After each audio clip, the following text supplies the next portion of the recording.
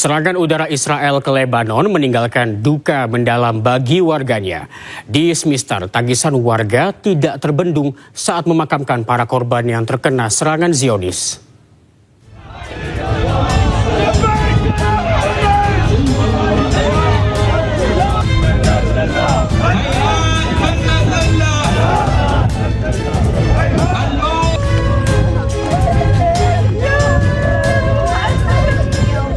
Tangisan warga Smithstar di wilayah timur Lembah Beka, Lebanon tak terbendung selama prosesi pemakaman korban akibat serangan udara Israel. Warga memakamkan kerabat mereka di pemakaman seadanya.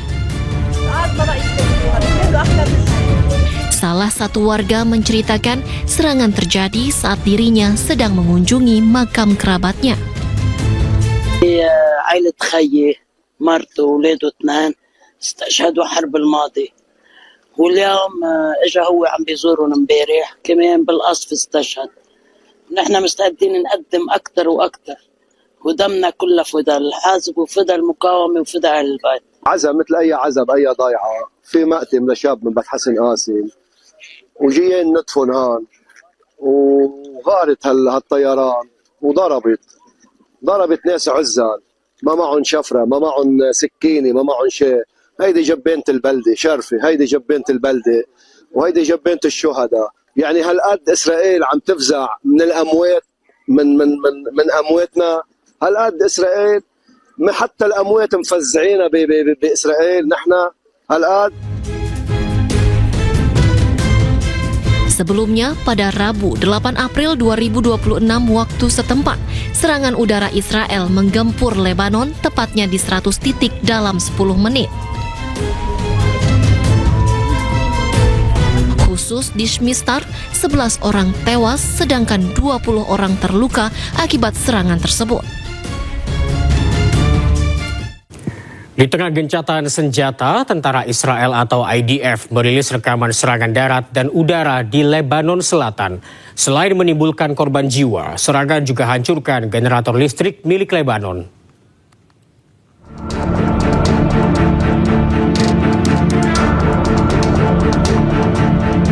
Pasukan pertahanan Israel IDF merilis rekaman operasi darat dan udara di Lebanon Selatan. IDF menargetkan sejumlah lokasi yang diduga berafiliasi dengan organisasi militer Hizbullah.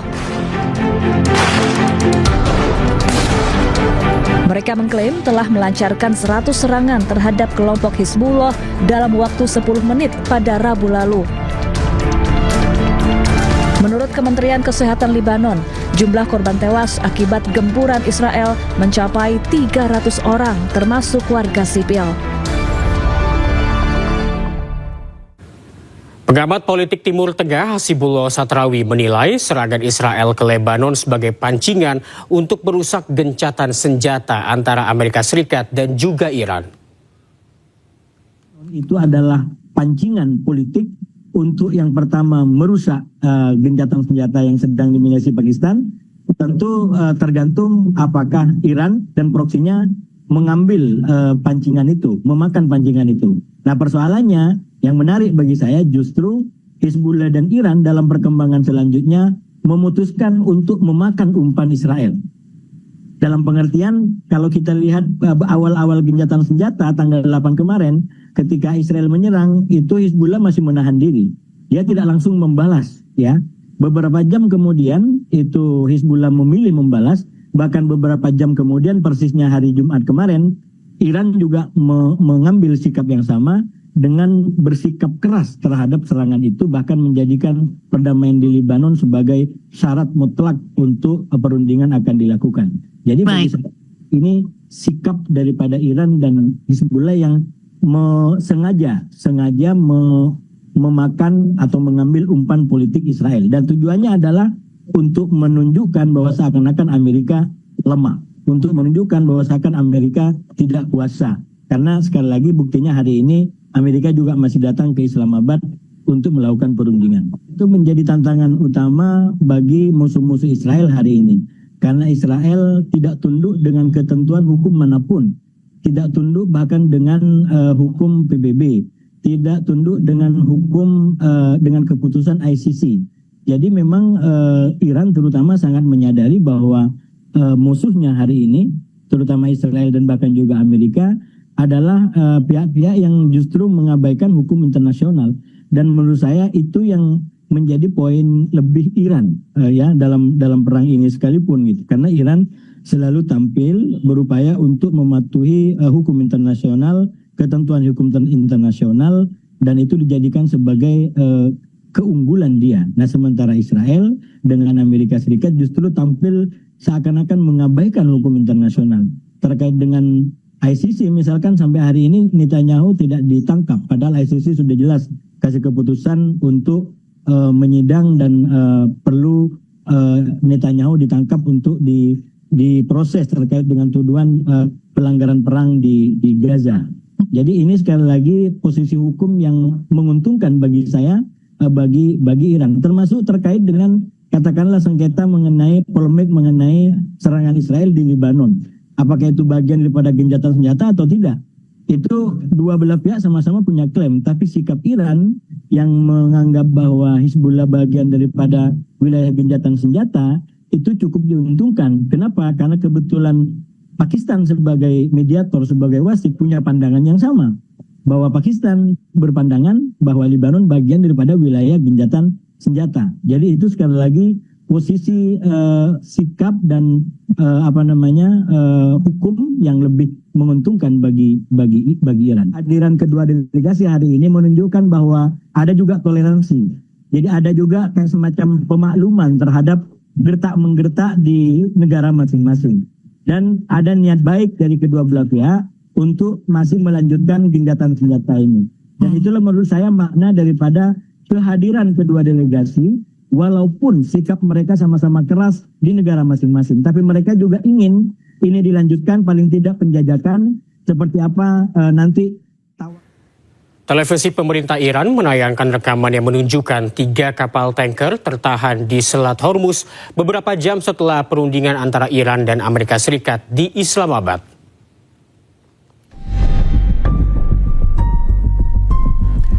Menurut laporan kantor berita Iran, kapal tanker super berbendera Liberia Serifos bersama dengan kapal tanker super berbendera Cina, Cosper Lake dan Heronghai sebelumnya meninggalkan pelabuhan London dengan melewati Pulau Larak di Iran.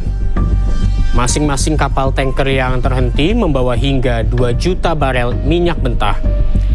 Hal ini terjadi setelah negosiasi antara Amerika Serikat dan Iran berakhir tanpa kesepakatan. Kapal-kapal yang tertahan menegaskan bahwa kondisi Selat Hormuz belum menentu. Iran masih menerapkan protokol ketat untuk setiap kapal yang melintas.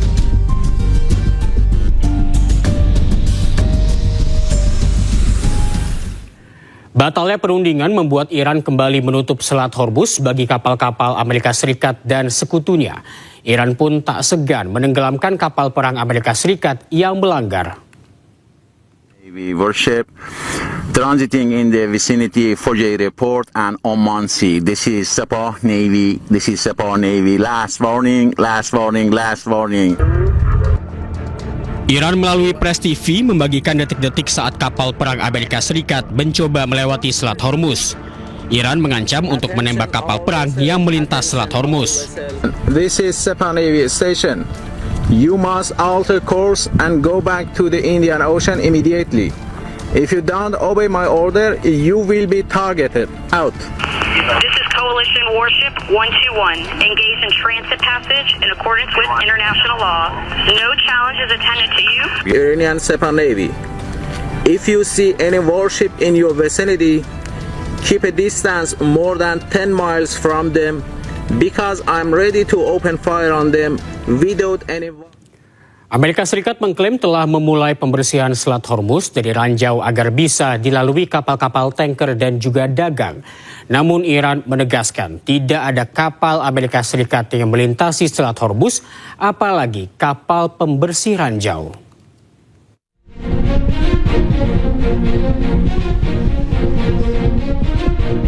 Presiden Amerika Serikat Donald Trump mengatakan militernya telah membersihkan Selat Hormuz dari ranjau agar bisa dilalui kapal-kapal tanker dan dagang. Dua kapal perang Angkatan Laut Amerika Serikat telah melintasi Selat Hormuz untuk memulai operasi pembersihan ranjau. Kapal perusak berpeluru kendali yang berpartisipasi dalam operasi ini termasuk USS Frank E. Peterson dan USS Michael Murphy. Pasukan Amerika Serikat tambahan termasuk kendaraan bawah air tanpa awak juga disiapkan untuk pembersihan ranjau di Selat Hormuz. We're going to see what happens. We're in very deep negotiations with Iran. We win regardless. We've defeated them militarily. They've dropped a couple of water mines. You call them water mines in the boat. We've defeated all of their water boats too. Their Navy has gone 158 ships. They have 28 water droppers, mine droppers they call them. All of them are sunk. They probably have a couple of mines in the water. We have mine sweepers out there. We're sweeping the strait. In addition to that, we're negotiating whether we make a deal or not. It makes no difference to me. Sementara Iran menolak klaim Amerika Serikat terkait pembersihan ranjau di Selat Hormuz yang semakin meningkatkan ketegangan di Timur Tengah. Iran menegaskan tidak ada kapal Amerika Serikat yang melintasi Selat Hormuz, apalagi kapal pembersih ranjau. Pemerintah Iran mewajibkan seluruh kapal yang melintasi Selat Hormuz untuk membayar tarif, dan berikut prosedur melintasi Selat Hormuz. Yang pertama, kapal mengirimkan detail muatan kepada otoritas Iran melalui email. Selanjutnya, tarif dihitung berdasarkan muatan.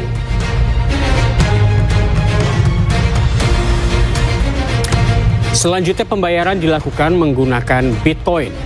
Pembayaran dengan Bitcoin adalah bagian dari strategi Iran untuk mempertahankan aktivitas ekonomi di tengah tekanan sanksi internasional dan berada di luar kendali sistem keuangan yang diawasi oleh Amerika Serikat. Terakhir, kapal diizinkan melintas setelah pembayaran diverifikasi.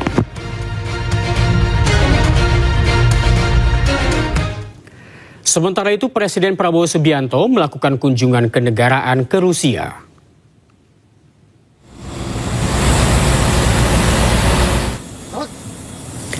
Presiden Prabowo Subianto berangkat ke Rusia pada Minggu malam melalui Bandara Halim Perdana Kusuma, Jakarta. Rencananya pertemuan keduanya akan berlangsung hari ini pada pukul 5 sore. Melalui media sosialnya, Sekretaris Kabinet Teddy Indrawijaya menyebut pertemuan kedua pemimpin negara ini untuk memastikan ketahanan energi. Prabowo ingin memastikan pasokan minyak nasional stabil. Dalam kunjungannya, Presiden Prabowo didampingi oleh Menteri Luar Negeri Sugiono, Menteri ESDM Bahlil Lahadalia.